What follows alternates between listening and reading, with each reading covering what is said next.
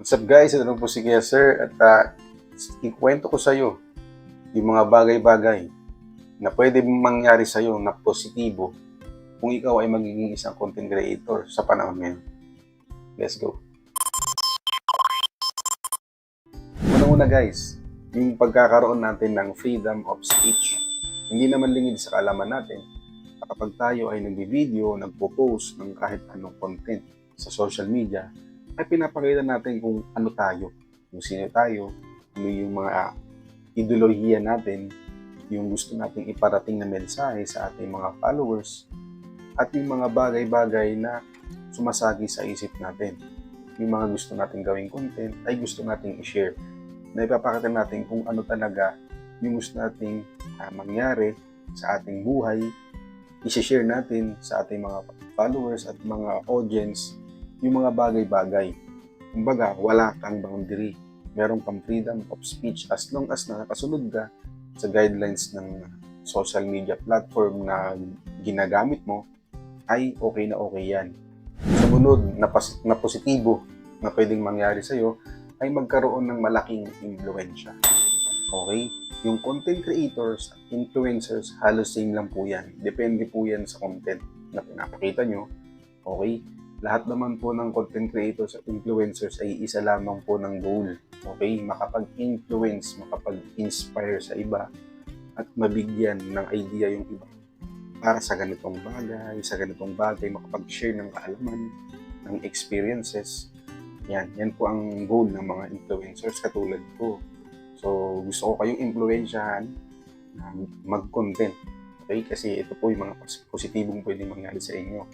Iniisa-isa ko na. Kaya kung napanood mo to ngayon, okay, isipin mo na. Panoorin mo na yung previous kong video tungkol dito sa content. Okay? Pangatlo, ay yung pagkakaroon ng, bukod sa pagkakaroon ng malawak na impluwensya, magkakaroon ka ng tsansa na lumawak ang iyong fan base. Okay? Bukod sa influensya sa ibang tao, ay pwede rin lumawak ang iyong fan base. Okay? Magkakaroon ka ng chance makilala yung mga fans mo. Okay? Yung ibang content creator at influencers, pwede yan. Kasi kapag umaangat ng ang pangalan mo sa social media, ay magkakaroon ka na ng chance na makipag-collaboration sa iba. So, in that sense, lalaki na yung fanbase mo.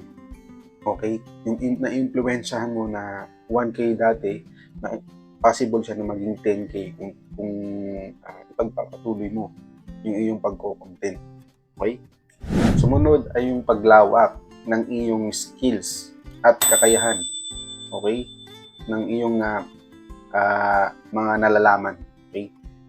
Sa pagko-content mo araw-araw, natututo ka paano gumawa ng content, anong i-shoot to, anong sasabihin mo rito, anong edit ang gagawin mo, anong ipapakita mo sa tao.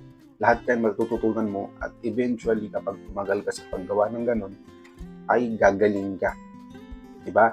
Kasi kapag ang isang bagay ay pinaulit-ulit mo, magiging routine mo na yan. Okay? Magiging body language mo na yan at magiging kasama na sa buhay mo. Kumbaga, para ka rin nag-aaral habang nagpo-content. Kasi kapag nagpo-content ka, ginagawa mo dyan. Kaya isipin mo yung content mo, yung mga sasabihin mo, ano mo siya ikakat, kailan mo siya ipopost. Ngayon, magiging routine mo yun. Gagaling ka eventually. So, isa yun sa mga positibong pwede mangyari sa'yo kung ipagpapatuloy mo ang iyong pag-content. Guys, last but not the least, siguro yung karamihan sa atin sa social media ay ito yung kanilang prayo. Okay? Yung kanilang prayo ay kumita. Okay? Karamihan po sa atin na nagko-content, huwag po tayo maging ipokrito, gusto po natin kumita. At pagkakitaan, yung mga bagay na alam natin, yung ginagawa natin, yung gusto natin i-share, gusto natin kumita sa content na yun. Okay? Marami pong pagkakataon na pwede kang kumita. Hindi lang po sa views, sa ads, sa shares, hindi lang po yan dyan. Marami pong chance na pwede kang kumita. Bukod po sa mismong social media platform na ginagamit mo. Okay? Pwede ka po sa affiliate, okay? Brand promotions, collaboration sa mga brands, okay? Sa pagpo-promote ng games, ng kahit anong products, okay? Lahat po yan ay pwede magkakitaan. Pwede rin po yan outside sa pagko-content. Kasi pagko-content po, hindi lang natatapos sa social media platform na ginagamit mo. Pwede rin po yan outside. Ganyan po ginagawa ng malalaking content creators na hinahanap ng content. Kaya mas lalo pa po silang nakikilala. Kasi hindi lang isang bagay sila magaling.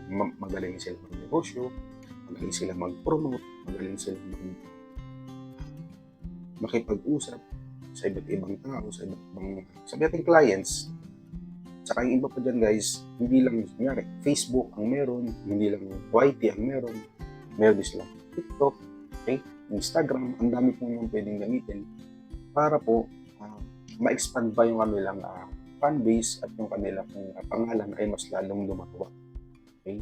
So, kung ikaw guys, nag-iisip ka na, kung kayo guys, rather nag-iisip na kayo kung magpukontent ba kayo o hindi, yung video na ito sa inyo, kasi dito nyo malalaman ano nga ba pwede kong makuha sa pagpukontent.